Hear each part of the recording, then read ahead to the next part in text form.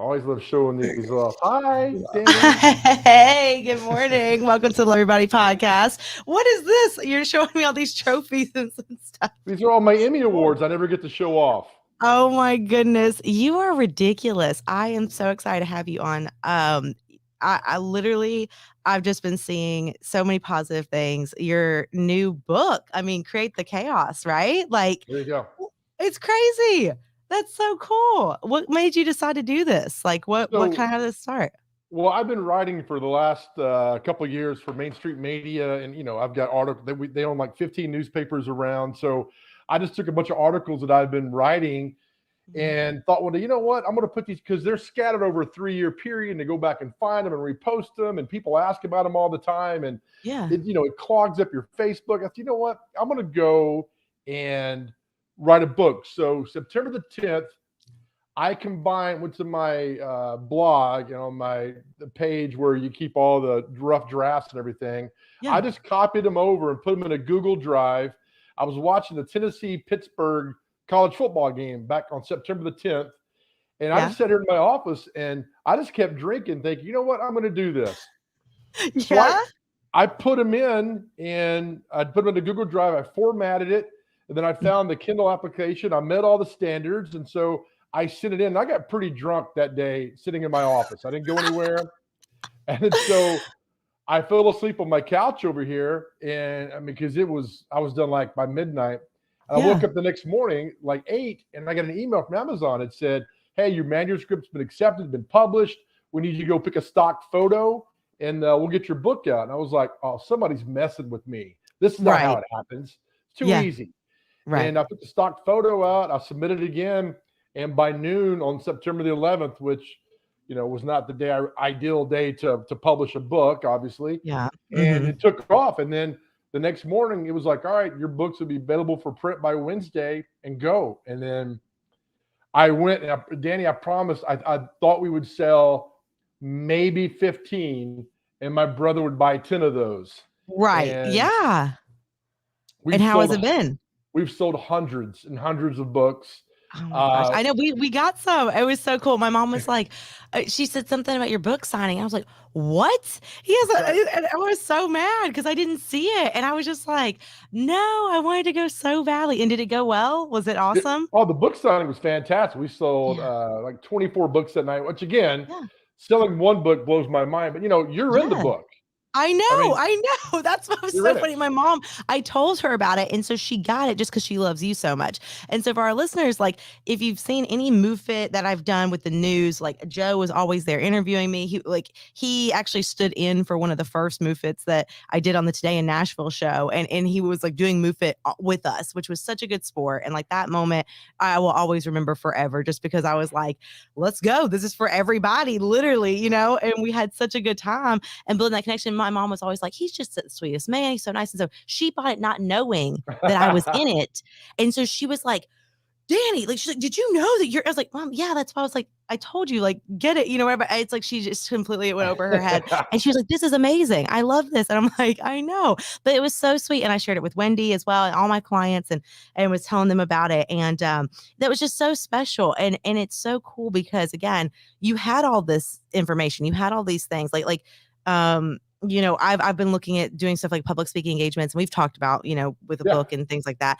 And it's like, I have all this content, all this awesome stuff, but until I sit down and actually start plugging it in and putting it in, I'm like, oh, well, like, you know what I mean? So I understand like when you're coming from, when you put it into that book and, and everything like that, you're like, I need to get it somewhere cohesively and stuff like that. So did you have someone so nobody like edited it for you or how did that work? That's the problem is that when you send it in, it goes in as is. So that's why the font in the book is so small. I didn't know. I thought they'd correct the font to publication. So the font is really small. So I'm working on book number 2, and those mistakes won't happen this time. But I mean, there's no grammatical errors. I think there's one grammatical error in there, which drives me insane. If I would have been drinking, there have been so many grammatical errors. Like I can't even. It'd be one run-on sentence. Right. When you put it in a Google Drive, it corrects a lot of things, most things for you. And so it did that well. And then I found a life hack. Well, if you don't have a printer hooked up, you still do Control P on your laptop or your computer, it'll format everything for you. And I was like, because you had to go through and format every page, and it formatted every page for me. I was like, this is perfect. And that's why it got accepted. It sent in, and boom, it was gone. And that's the thing is, is that I one of the phrases that I use, it's not in this book, and I might put it in the next book, is one day or 2 day. That's the decision. I mean, to change your life, one day or 2 day. It's like, 1 or 2, you could do the funny math on it, whatever the numbers. Yeah. And that was my mind. Like, I'm gonna write a book. I'm gonna write a book. I'm gonna change my life. One day or 2 day. And I love that. Today, I'm gonna do it today. And I did it today. And the journey of 1,000 miles begins with the first step. So it just putting everything in that Google Drive, sending it out, and then meeting people like you along the way and having great stories of inspiration.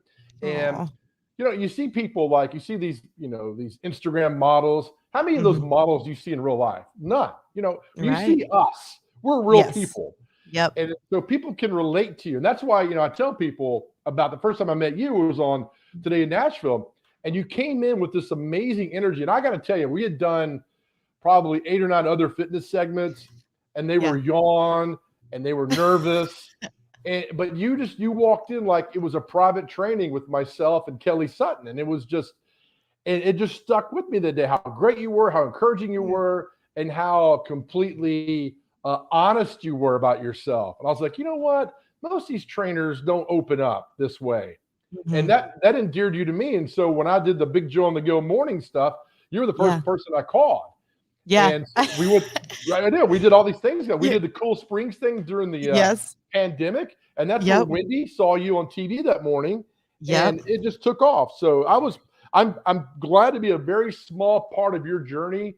And I'm glad you're part of my journey. I am too. I seriously, Joe, it meant the world. Like, and that's the thing too, cause like I, even as open as I am, I've dealt with a lot of like really bad people, you know what I mean? Especially in this industry, or fake or not real or passive aggressive or like whatever. And you just always like shoot it straight. You're always so kind. And no matter what you have going on, like even today, you're like, I got to drop my son off and I have this and I have that. And you have so much going on and you're like, but let's like make it happen.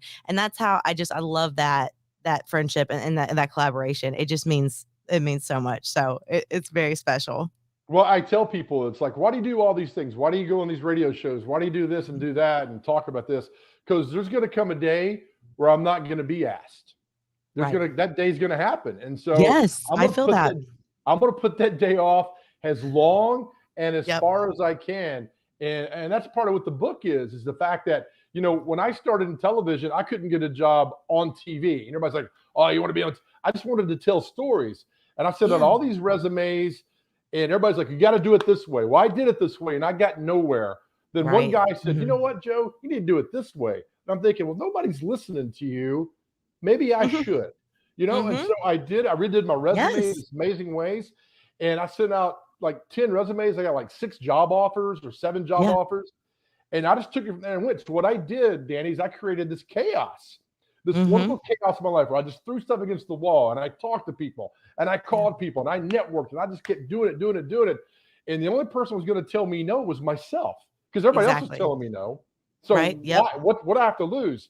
And then so, that door, and I tell this when I go speak to groups or book signings or whatever, I tell this story at the end. It's that old parable of a guy coming across the desert. And he sees this house. There's a light on upstairs, and he's hungry and he's tired. And he just wants somewhere just to lay his head at night. And he's just knocking on this door, keeps knocking on the door. And finally, the homeowner comes down and says, hey, man, the only reason I'm opening this door is because you won't stop knocking. And I tell people, never stop knocking. Yes, I love that. I love that. And it because it really is like, and when you talk, like even your title, like with Create the Chaos, it's like, that's how, when people ask me, they'll say something like, oh, like you see, like from the outside in, they're like, oh, you seem so like organized. You like, you have this together or like whatever. And I'm like, it is chaos. Like anyone that knows that works with me, like it is, but like, it's my way of chaos. And I love that because again, it gives you that freedom of like, you can persevere. You can ask any question. There's no cap. Like if I want to be on Good Morning America, like I'm going to continue to ask and send emails and network and whatever to get on Good Morning America or whatever. Right. Yep. And so I think that so many times people are like, why bother? Why try? Why whatever? And with anything, with like the tire flip, with the viral video, with doing strongman, Yes. with Yeah. whatever, like putting yourself in spaces and I would never have like met certain people if I wouldn't have just continually been doing events and showing up, even though it might not have monetarily made anything. I would, a lot of people are like, oh, well, do you get clients from this? Do you do this from that? I'm like, a lot of times that's not even the point. Like with MoveFit, right? It's nice if I get a client and like make money, obviously, but like the whole point was to like love your body and have that initiative, right? Right. The Find Your Fit Festival didn't really make money off of those, but like look at who I met and like having stuff on a billboard and like having all of that and those memories and then those connections, and so that's what's more special because again, I think just putting out content and getting it out there, and I've said it before, like Gary Vee talks about all the time. Like everyone always tries to be so meticulous about it. And they're like, oh, should I do this post at this time? And should I do this at this? And I'm like, just post. Like, you know what I mean? Like, just get it out there. Yeah, that's perfect. And so you're the perfect example and I tell people, they ask about social media and the message. I'm like, always post something, but don't post the same thing. All right. So your message is always working out, but I don't see you like, all right, today we're going to do curls.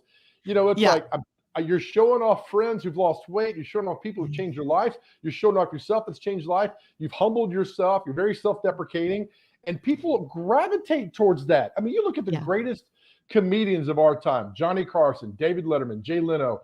I'm even going back to Steve Allen. I mean, all these great comedians self-deprecated themselves, where you became like, oh, I know, I can relate to this. Great, all these great comedians, I can relate to this. And that's what makes them endearing. And so when I see your posts, I always watch. I'm like, what story are we going to find out today? Because it's different and it's very cool because we're real people out there that are trying to change their lives. And that was fun. Look, with you talk about, and sending those emails and trying to go on Good Morning America. Here's the deal. Once you stop doing that, you're assuring yourself one thing, that you're never going to attain that. Right. Once you quit, you're done. Yeah. And you'll never get to where you're going. Yeah, there's bumps in the roads and you might turn back a little bit. And there's a story in the book that I tell about a guy that I was in college with who was 35 years old, was going to college to be a chiropractor. And he was going to quit school because we were like our first month in school.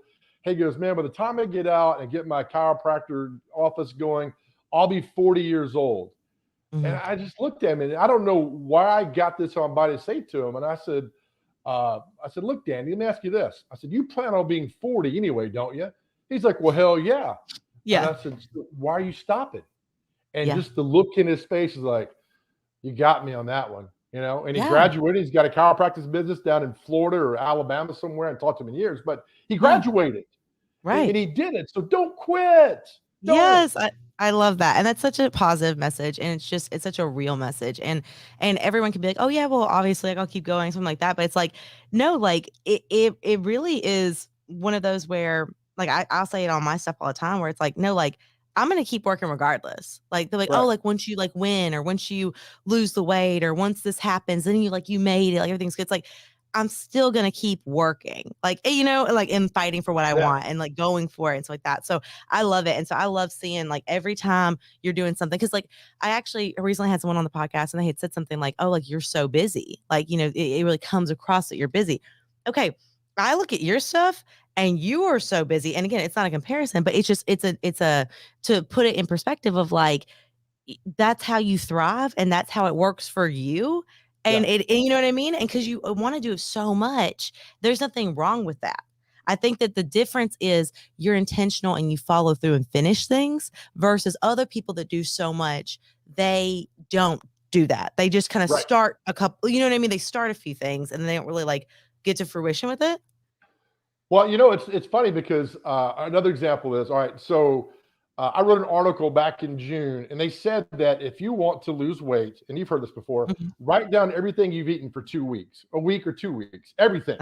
Then you go back, you're like, what? Oh my God, what? Oh my, what? So I had an addiction to Diet Cokes. So I was on June 27th, I went and I was helping this animal rescue, and they have one of those huge industrial scales there.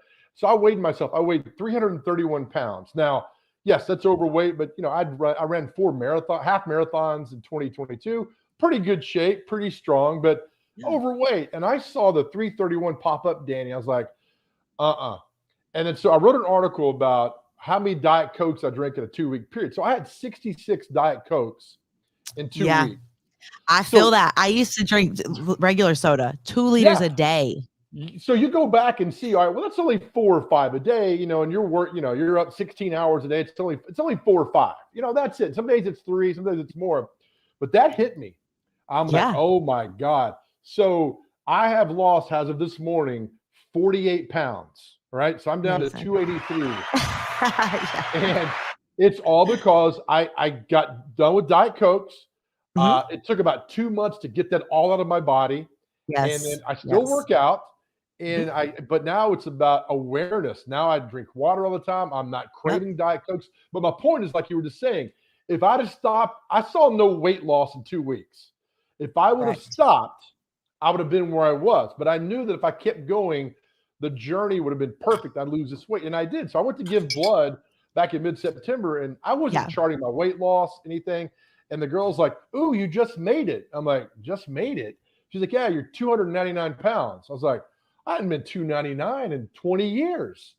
Yeah. And then it just kept going down and going down. Now you feel wonderful. You feel fine. And like you talk about, keep going. Just keep doing it. Exactly. And that's like, and again, that was something that you were just mindful of. You were just mindful. You were aware of it. And that is like one of the huge things that I work with my clients is just having that outside perspective, right? To look at their stuff that they can't see, that they're just like, oh, I had no idea that I was eating, like what you're saying, like 50 Snickers in 2 weeks, like, because I was just having the mini ones, but then like, and it catches up with you and stuff. So I love that. And again, it's just, you didn't have to go on a restrictive, diet. You didn't have to start working out, 5 hours a day, like whatever, like you just, again, small pieces like that. And you just kept moving forward. So I love that, Joe. That's amazing. It's just so many great things. Yeah. And that's the thing, when I, observing you and watching you is that, in your journey this past year for what you've done, is remarkable, but you got off your butt and you did it. And that's why, we could throw all these great inspirational things out there, make it happen, get off your butt, make the journey go and believe in yourself. But until you truly get your ass off the couch and start moving, then you're back stuck where you are. And so I've got, friends who are like, oh, why are you doing that? You're 54. You lived a good life, why settle? Well, I don't understand people who settle. Don't. Don't. I know. And I show people this. I don't mean to interrupt you. I always go once a week. You're going to laugh at this. I don't know if you've ever seen the Mick Jagger video where he's doing aerobics. Yeah, of course. He's 79 years old, and he does an hour aerobic class. I don't know how he does it like once or twice or 5 times a week, but it just cracks me up because here's this guy nearly 80 years old moving. And they asked him one time, he's like, yeah, I just move. I just keep moving because once you sit down, you're done. Just keep moving. And I'm like, God, that is such great advice. Whether you're 80, 60, 40, or 20, just keep moving. Exactly. And that's my thing too, is it really is about like being real with yourself. And there were so many times where I'd be laying at my apartment where the Stairmaster was literally 3 floors under me. Okay. So I would, people are like, oh, look, you like walk down like the stairs. No, I took the elevator to those stairs every day because then when I got on the Stairmaster, then I was ready. It was not until I literally pressed start that I was like, let's do the 300 floors every day. You know what I mean? Kind of thing. Yeah. So for me, it was like, but when I would lay in bed, I'm like, oh, I'm so comfortable. Like, I don't want to do it, whatever. And yes, I had this goal of bodybuilding, of doing the show. But even in the beginning, when I was still kind of like, I don't know if I want to do it, whatever, I was like, literally, it's 3 floors. There's like, you have no excuse, right? And so I put myself in that environment and that headspace. And that is what then pushed me forward. Because I said, and then something else I told myself was like, this might be hard right now, but it will only get harder. So for example, I moved out of that high rise. I live in my house now. So now I have to wake up even earlier to get to my gym, to then and like pack my 3 bags. I walk in, I got 3 bags on, got my sweats, whatever, to go then do my cardio, then to eat, then to train my clients all day long. Then, you know what I'm saying? So it's like, it was really nice when I had that.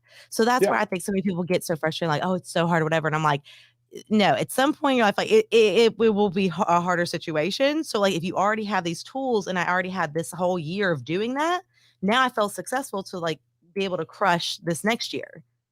Exactly. And so that's a great point. And so once you do all that stuff and you keep going and you step on the scale 3 weeks later and you're like, oh, I'm down 4 pounds.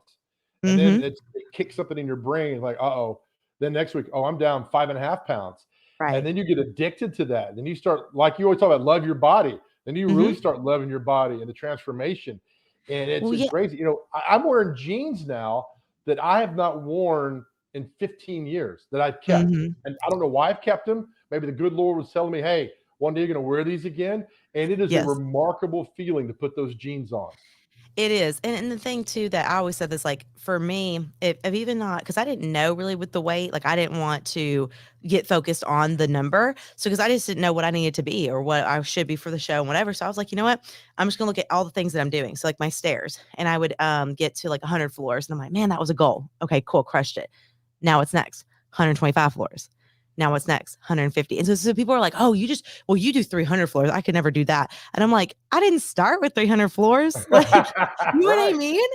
Yes. Like that you don't start with the I think everyone waits to like they want to start at that top level and they're like, oh, there's no way I could ever reach that. It's like, no, every day, starting at 10 minutes, then I went to 15, I went to 20, and now I can do an hour and a half plus, if I really wanted to. So again, it was just building that stamina, building that strength. So I love, I love that. And I love that you have this more holistic approach than you see, most men your age, just gonna be honest, and see that the work ethic, the movement, even just eating and having a balance. Cause I know like you and your son, you still go and eat, and have pizza and do the fun Yeah. things and stuff That's like that right. and live your life. Exactly right. I saw an Mm. Instagram reel the other night. Now I'm 54, and this one hit me hard. They're talking to another guy who was 55. And he's a fitness trainer, and they said, "What do you tell people, men, who are chronically aware that they're getting old?" And at Mm. 54, it's like, God, 54, but I don't feel 54. But his Right. advice was, go to the gym, lift weights, lift Mhm. heavy weights, Mhm. move your body, do things you can't do, get out of your house. And Yes. I'm thinking, God, that is so simple and powerful. And yet, like you're talking about, we don't do that. And Right. once we do that and get out and move around, it's fantastic. I mean, it takes Yeah. in your day to go for a 45-minute walk and then eat Oh, healthy I the know. rest of the day. Come I know. on, we can do I this. I know. That's 100%. I just came from the gym myself, so I get it. And just start your day on a positive note. You can think clearer. You can, Yeah, focus on and really fight for what you want to be able to do all this, chaos and all these things that, you got going on right. and stuff. And the thing what you just said, which is so key, is that you don't feel that age. I don't No, feel my age even. You know what I mean? Like, and again, some like, oh, like you're young or whatever. It's like, no, like I know a lot of people who don't move a lot and they feel way older than what they are that are my age. Like right. I still feel like like I'm in my early 20s, like I'm still like kind of just right out of college, whatever. But I definitely with the weight loss and with just like feeling better with my leg, it's just like this whole new thing has opened up of like I feel like myself again. And that is like my like youngest, like best self. And I love that. Yeah, you had a good point earlier about the Stairmaster. Like, I want to get 100 floors and 125.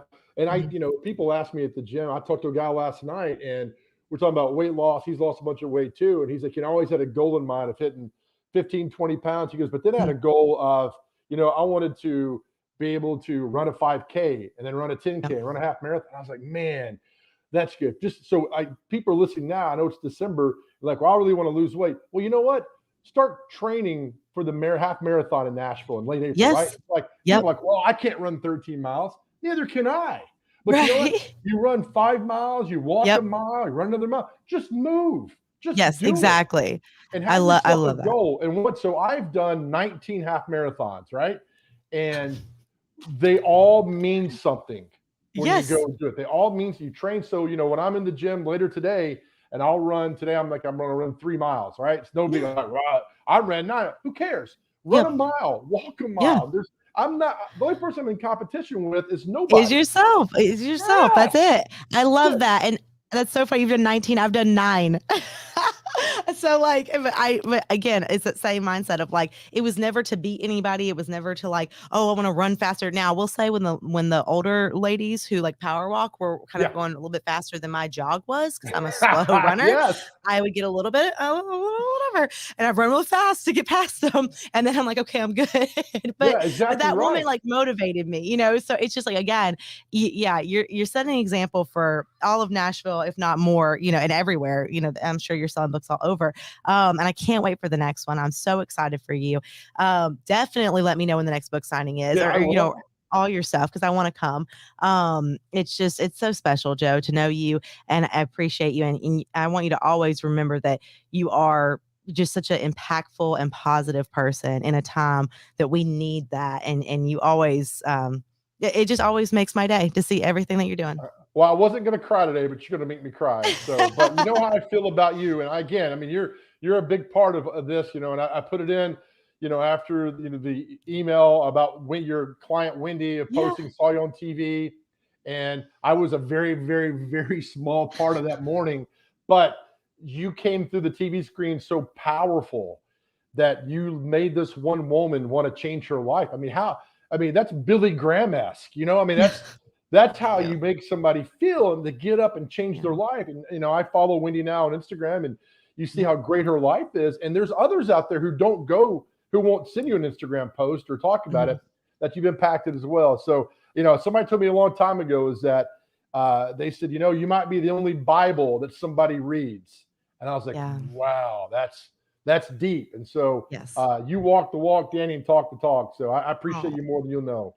Well, thank you so much. Back at you, Big Joe. And for anybody wanting to get your book, you can get it on Amazon. Where else? How does it work? Barnes and Noble picked it up, which blew my mind. Oh my gosh! Like, what? So, but Amazon's the easiest. You go there and click. They send it to you. And you know, it's funny. The main question I get: how much money are you making off this?